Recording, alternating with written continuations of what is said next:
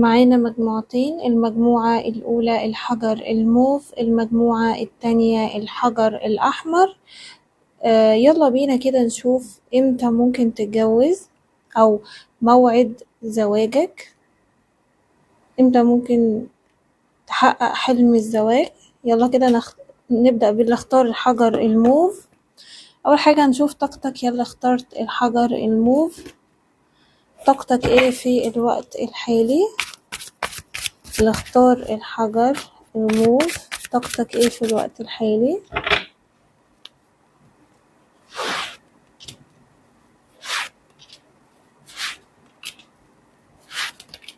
والله طاقتك انت تعرضت للغش والخداع من حد، في حد كذب عليك، لبس ماسك عليك، وده خلاه يعني ان انت ما تثقش في حد بالساهل. شايفاك يعني ممكن حد انفصل عنك فجأة في عز حبك ليه، وده يعني خلاك أجبرك إن أنت تواجه نفسك، تواجه اللاواعي بتاعك، تتخطى الأزمات دي لوحدك، تتحرر من العلاقة دي لوحدك. قعدت فترة طويلة لسه بتحب الشخص ده بعد ما انفصل عنك، لكن بدأت تتقبل الألم وعرفت إن أنت تعلم عليك أو مريت بتجربة صعبة، فأصبحت متمسك بمشاعرك وما بتظهرهاش بقوة زي الأول، ويعني ما بتعبرش عن مشاعرك زي زمان، محتفظ بمشاعرك لنفسك، مش عايز تدي قلبك لحد ملول أو يعني حد يكون متردد مش عارف هو عايز ايه. أصبحت بتخلي خططك اتجاه مستقبلك ومشاريعك سرية جدا وما بتشاركش أي حد المعلومات دي. انت منتظر قدر ربنا او تغيير مصيري من عند ربنا يعوضك عن الخسارة اللي انت عانيت فيها في العلاقة اللي فاتت، الألم اللي عشته، الجفاف العاطفي اللي مريت بيه، فترة كانت صعبة جدا، ولكن انت يعني كنت مضطر تعيشها وتستحملها. ممكن قعدت 5 شهور بتعاني أو يعني مش متقبل اللي حصل، بس انت دلوقتي نفسك في حاجة من عند ربنا تعوض لك الألم اللي انت عشته ده. فخلينا كده نشوف يعني امتى ممكن تتجوز أو ترتبط. اللي اختار الحجر الموف، خلينا كده نشوف. أول حاجة، هل حلم الزواج ده قريب منك؟ هل حلم الزواج قريب منك يا اللي اخترت الحجر الموف؟ هل حلم الزواج قريب منك؟ هل حلم الزواج قريب منك؟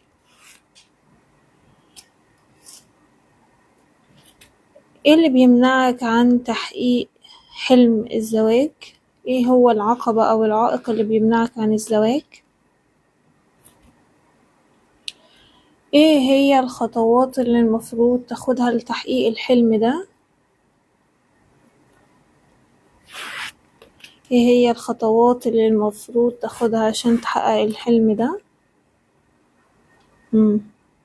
هل هيكون في تقدم في المستقبل القريب اتجاه حلم الزواج؟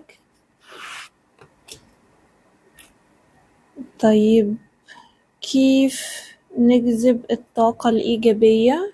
ازاي؟ تمام. نصائح من التارو لتحقيق الحلم ده. هل حلم الزواج هيتحقق at the end يعني؟ طيب الحمد لله. طيب امتى هيتحقق؟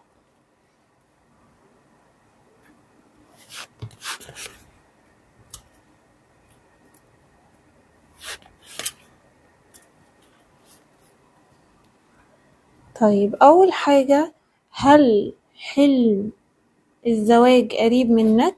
هو واضح جدا ان اللي بيفصلك عن حلم الزواج هو شهور وليست سنين. يعني انا شايفة ان بينك وبين الزواج يعني ممكن يعني ما يكملش شهور. في حد ممكن تقابله أو تتعرف عليه، الأغلب ده ممكن يكون من برج السرطان لأن نزل لي، أو برج مائي، سرطان وعقرب. طاقة الشخص ده، وده ممكن حد جديد شاب مش مرتبط، ويعني هو حد ممكن عنده بيبي فيس أو ملامح وشه تحس فيها براءة، تحس فيها طفولة، مع إن هو كبير بس مش كبير أوي. يعني أنا شايفة إن هو ممكن عشرينات، في نهاية العشرينات، لسه شاب أعزب، ممكن يكون من برج السرطان. شايفة يعني حلم الزواج ده قريب منك، واللي بيفصلك عنه للبعض ممكن هيكون في شهر 4 وللآخرين هيكون في شهر 7. فاللي بيفصلك عن حلم الزواج هو شهور، وحلمك قريب منك جدا. للبعض يعني ممكن في خلال سنة تكون بإذن الله إن أنت استقريت واتجوزت. يعني في السنة من وقت سماعك للقراءة هيكون already اتجوزت فيها، وأنا قلتلك اللي بيفصلك عن الحلم ده شهور بإذن الله. ايه اللي بيمنعك من تحقيق حلم الزواج؟ ايه اللي بيمنعك من تحقيق حلم الزواج؟ أنا شايفة إن اللي بيمنعك عن حلم الزواج ممكن يعني أفكارك هي اللي بتمنعك يعني عن حلم الزواج. ممكن إن أنت يكون حاطط شروط معينة، أو عايز إن وضعه المالي يكون مستقر زيادة عن اللزوم. بتفكر يعني أفكار كلها طموح وحماسية ممكن تكون مش موجودة على أرض الواقع. فاللي بيمنعك من تحقيق أحلامك هو إن أنت بتفكر كتير. وشايفة يعني عمليا أو على أرض الواقع مفيش يعني عائق أو حاجة بتمنعك عن حلم الزواج. يعني طلعلي كارت عجلة الحظ مع كارت نصيبك جايلك، ومفيش أي يعني القدر واقف في صفك، والشخص ده عاجلا أم آجلا هيظهر في حياتك، والشخص ده فعلا بيحبك. فمش شايفة إن في عقبة حقيقية في اتجاه موضوع الزواج. كمان عندي ده كارت تكوين الأسرة والعيلة، فمش شايفة في عقبة حقيقية أو طاقة سلبية بتمنعك عن الزواج. طيب، ايه هي الخطوات اللي المفروض تعملها علشان تحقق حلم الزواج؟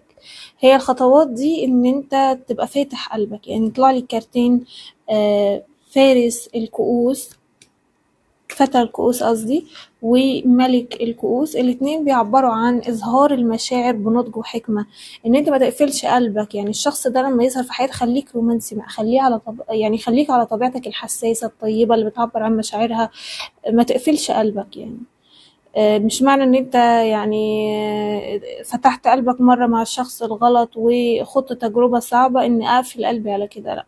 بيقولولك يعني اللي هيساعدك على اظهار ان انت تمتن اللي حواليك، تحب نفسك وتحب العالم، وتظهر مشاعرك بصدق واخلاص وبتوازن للشخص اللي يستحقها لما يظهر. طيب، هل هيكون في تقدم في تحقيق الحلم في المستقبل القريب؟ والله أنا شايفة يعني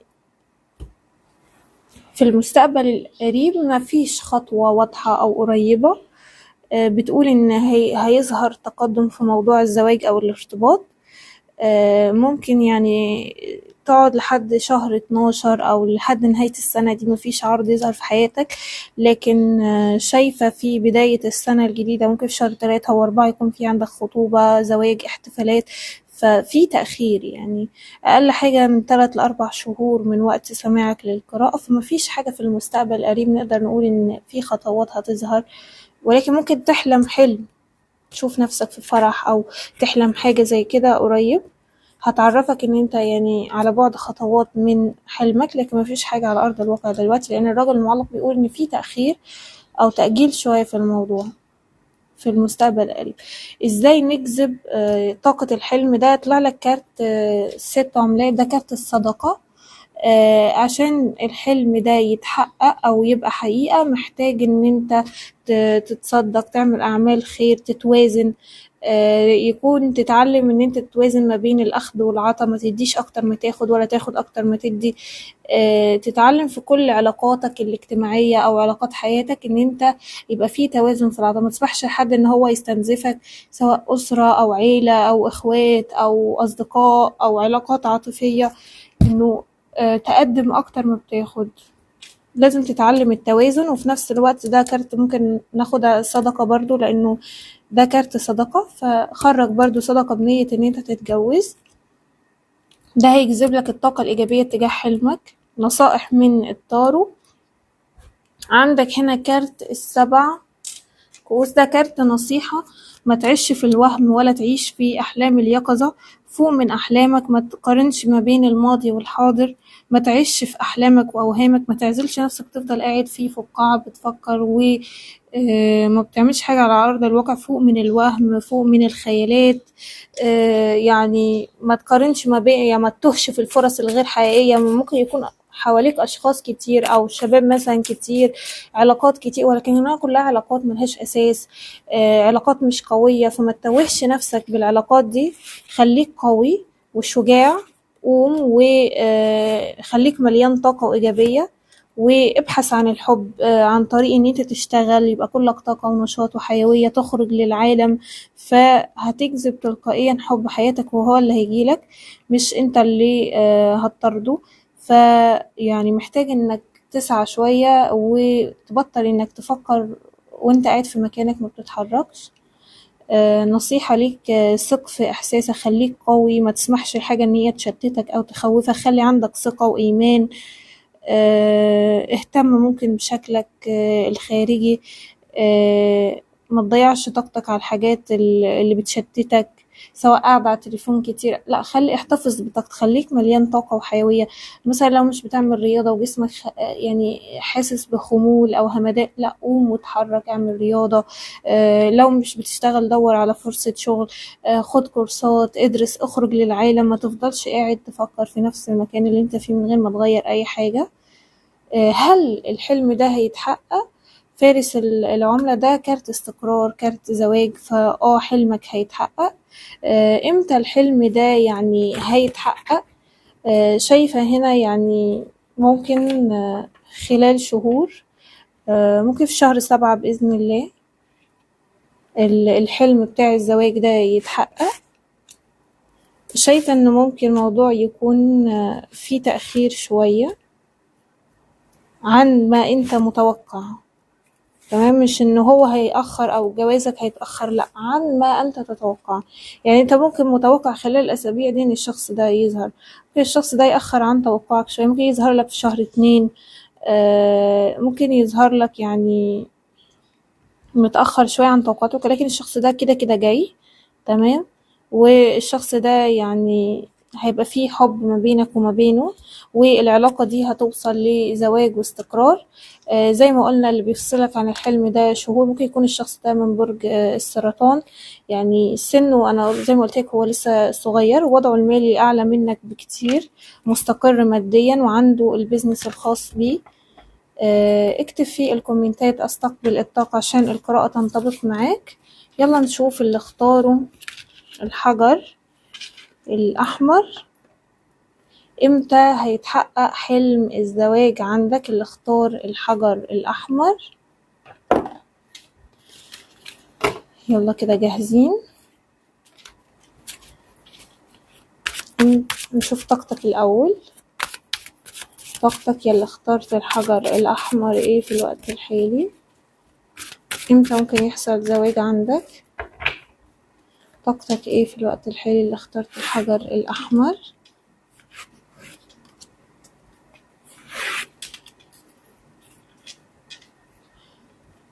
والله طاقتك واضح ان انت قراءة خاصة ب30 دولار او ب500 جنيه لو انت من مصر. طيب، طاقتك انت حد واضح ان انت مبتستسلمش، يعني عندك ثقة في امكانياتك، ثقة في نفسك عالية، بتستخدم كل الموارد والمواهب اللي عندك عشان تنجح في الوقت الحالي. مهتم جدا بطموحاتك المالية، حد طموح قوي، وعندك أهداف مالية ومصمم إن أنت تحققها. بتسعى ورا الثروة والنجاح، مهتم بشكلك جدا الخارجي، مهتم بجمالك. فأنت حد ما بتبطلش حركة، ما بتبطلش شغل، ما بتبطلش طموح وأحلام. شايفاك يعني ممكن تكون حققت الاستقرار المادي وكل اللي ناقصك ان انت قاعد منتظر الحب الحقيقي او العلاقة اللي يكون فيها يعني كيمياء ارتباط الحب اللي هيظهر في حياتك. وانا شايف ان اول ما هتظهر الفرصة دي انت هتغتنمها يعني. فانا شايفاك يعني حد مستقر في جوانب حياتك، ولكن ممكن الحاجة الوحيدة اللي ناقصاك هي حلم الزواج أو إن أنت تلاقي حد يكون بيحبك بجد حب حقيقي يكون بيقدرك. شايفة يعني عندك ثقة في نفسك عالية وأنت حد يعني ناجح قوي وبترمي كلام الناس ورا ظهرك. حد ما بيأثرش فيك الكلام، عارف ان انت مميز، بتسعى دايما لاكتساب المعرفة للنجاح. شايفاك يعني حد طموح جدا وفضولي وعندك ذكاء وتخطيط للمستقبل، مش بتعيش كده زي ما الدنيا ماشية وخلاص، لأ انت عندك دايما خطط وخطط قوية قوي للمستقبل. بس بتحس ان الحاجة الوحيدة اللي خارجة عن ايدك هي موضوع الارتباط او الزواج، عشان كده انت منتظر الفرصة اما تجيلك ان انت تستفيد منها او كده. فانت حد ما بتضيعش الفرص وذكي قوي يعني. طيب خلينا كده نشوف، هل حلم الزواج قريب منك؟ هل حلم الزواج قريب منك؟ ايه اللي بيمنعك من تحقيق حلم الزواج؟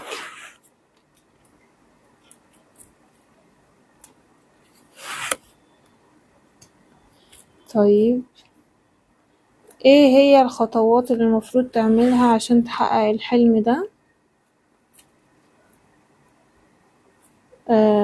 هل هيكون في تقدم في المستقبل القريب تجاه الحلم ده؟ ازاي تجذب الطاقة الإيجابية؟ نصائح من التاروت، هل هيتحقق الحلم ده؟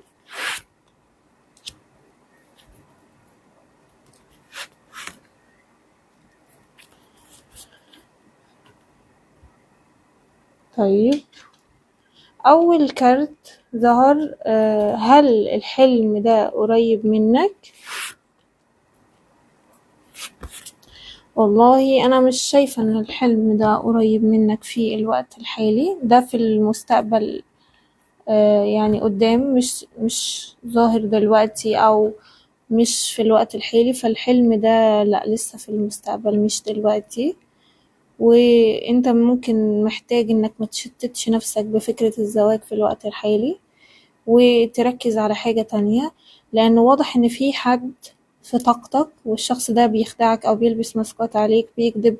فيعني ايه اللي بيمنعك عن الزواج؟ ان انت ممكن في علاقة غير متوازنة، ممكن بتحب حد ما بيحبكش او بتقدم مشاعرك وعاطفك لحد مش بيتفاعل معاك او بيظلمك بيجي عليك. فاللي بيمنعك من حلم الزواج هو ان انت مش متوازن، وعدم توازنك ده جاي بسبب ان انت بتدي فرص لاشخاص ما بيقدمولكش اي حاجة حقيقية على ارض الواقع.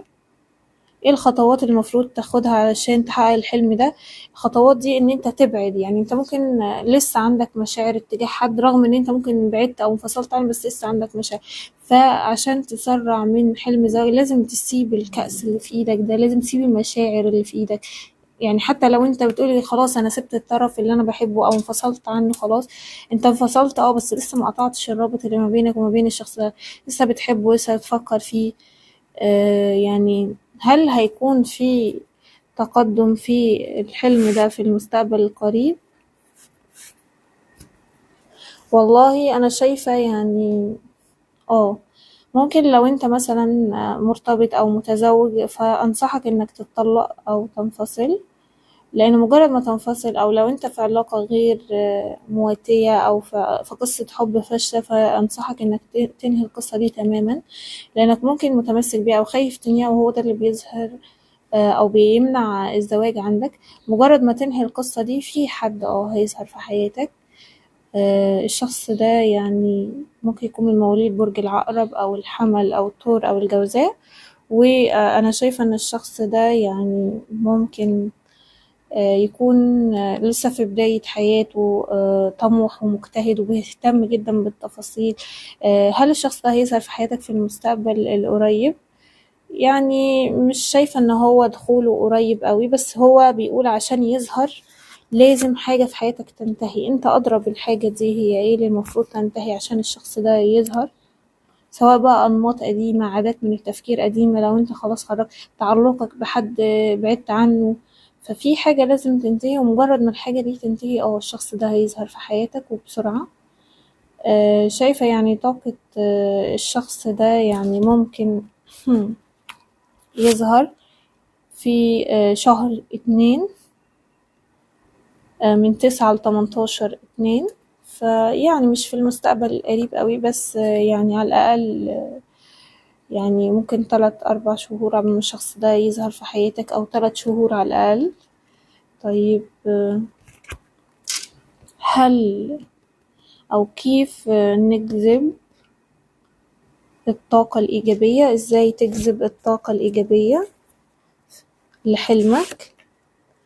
والله هو يعني أول حاجة لازم تغير طريقة تفكيرك، تعمل تغيير تماما في طريقة تفكيرك، تبطل تضحي للأشخاص اللي ما تستحقش عطائك. ممكن انك ترجع تهتم بنفسك مرة تانية. ممكن لو انتي مثلا بنت وبتسمعيني، ممكن انتي محتاجة توازني، يعني ترجعي لطاقتك الأنثوية العادية، لأن ممكن انتي الحياة خلتك واقعية جدا، عملية أوي، ذكية جدا، بتستخدمي عقلك كتير، فنسيتي انك ترجعي لطاقة الأنوثة الوفرة اللي انتي كنت فيها، طاقة تفتح طاقة الاستقبال عندك، يعني ان انت اللي ممكن حاطط شروط صعبة، خايف ان اللي يقرب لك يكون ما يستحقكش، بتتعامل برسمية شديدة قوي مع اي حد بيقرب لك، فخلي بالك يعني انك ما تبقاش حاد وتستقبل الشخص اللي هيظهر في حياتك، وانك تعمل تغيير في افكارك، وتبطل تحط شروط او تعلق الموضوع على شروط. يعني ايه اللي ممكن يجذب الطاقة برضو الإيجابية؟ ممكن ان انت يعني تتشافى وتاخد حقك من الاشخاص اللي ظلموك وتقفل القصة دي. يعني لو في حد ظلمك في الماضي وانت قاعد يعني عايز تنتقم او عايز تاخد حق، خد حقك واقفل بقى الموضوع ده تماما وتشافى منه. يعني ممكن لو حواليك اشخاص بيحسدوك، بيكلموا في ظهرك بطريقة مش حلوة، اقطع صلتك بيهم تماما وحصن نفسك، تشافى، ده هيساعدك جدا في ان انت تحقق الحلم ده. طيب نصائح من البطاقات أو من التارو.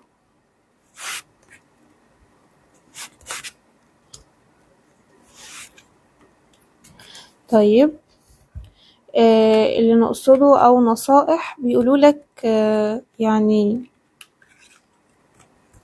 طاقة الزواج أو الارتباط قريبة منك، والبدايات الجديدة جاية في حياتك، ف ما تفكرش ان عشان اكون سعيد او اتجوز جواز سعيد لازم اتجوز حد من الماضي او حد كنت اعرفه.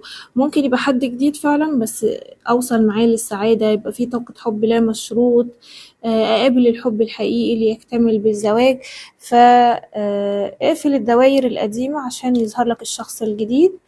دي نصائح البطاقات، لان كارت العالم كده بيقول اقفل الدورة القديمة وابدأ دورة جديدة، وبيقولوا لك انت هتلاقي السعادة، ما تخافش. يعني مش معنى ان انت هتقابل حاجة جديدة، حل مشاكلك في العلاقات القديمة، الارتباط اللي كان سلبي بالنسبة لك. طيب هل الحلم ده هيتحقق؟ يعني كارت القمر بيقول برضو ان ده ممكن في المستقبل المجهول او في علم الغيب او مش معروف لسه، او ممكن انت عندك شك في ان الحلم ده ممكن يتحقق، فبيقولوا لك اشتغل على نفسك وعلى افكارك. انا شايفة ان الحلم ده هيتحقق، بس محتاج منك انك تشتغل على نفسك كتير، وانك تنهي صراعات الماضي، تقفل الحلقات القديمة.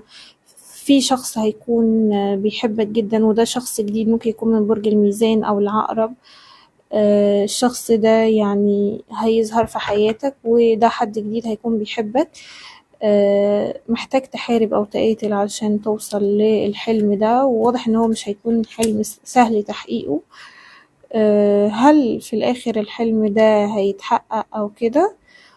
شايفة إن في نهاية الموضوع يعني حلم الزواج ده هيتحقق. بس زي ما قلت لك محتاج إنك تشتغل على الموضوع، لأنه بيقولوا إن الموضوع في إيدك أنت، يعني إنك لازم ترد على اللي ظلمك، تقفل صفحات قديمة، الأشخاص المعجبة بيك وبتطفل عليك.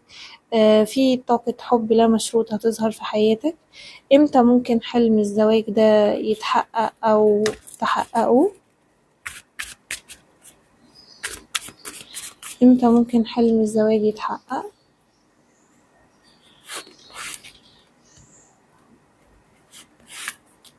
والله أنا شايفة إن حلم الزواج يعني ممكن يتحقق من 12/7 ل11/8. ممكن في عندك طاقة زواج واستقرار.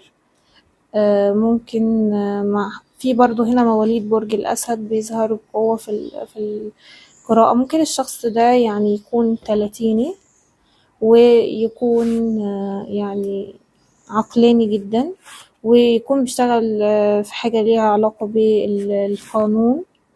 شايفاه يعني حد متغير وعنده تفكير مبدع ومثقف جدا، فما تخافش يعني وما تقلقش. لو انت حاسس ان في طاقة سلبية او طاقة اسحار او تعلق باشخاص قديمة او دخلت في علاقة ثلاثية، فانت محتاج تحل المشاكل دي كلها علشان حلم الزواج ده يظهر في حياتك. لو انت يعني خايف ان اسحار او حاجة تمنعك عن الشخص ده، فانا شايفة ان موضوع الحاجات دي يعني هيتحل قريبا جدا. ممكن في خلال الشهرين الجايين القصة دي تنتهي، فما تقلقش. يعني مش شايفة ان في عقبة بتمنع عن موضوع الزواج او طاقة سلبية كبيرة. يعني انت بس محتاج تطلع كل الاشخاص اللي متستحقش تبقى موجودة في حياتك وتقفل ملفاتك معاهم وتتوازن في عطائك مش اكتر ولا اقل، والشخص ده هيظهر في حياتك. ما تنساش تكتب فيه الكومنتات استقبل الطاقة.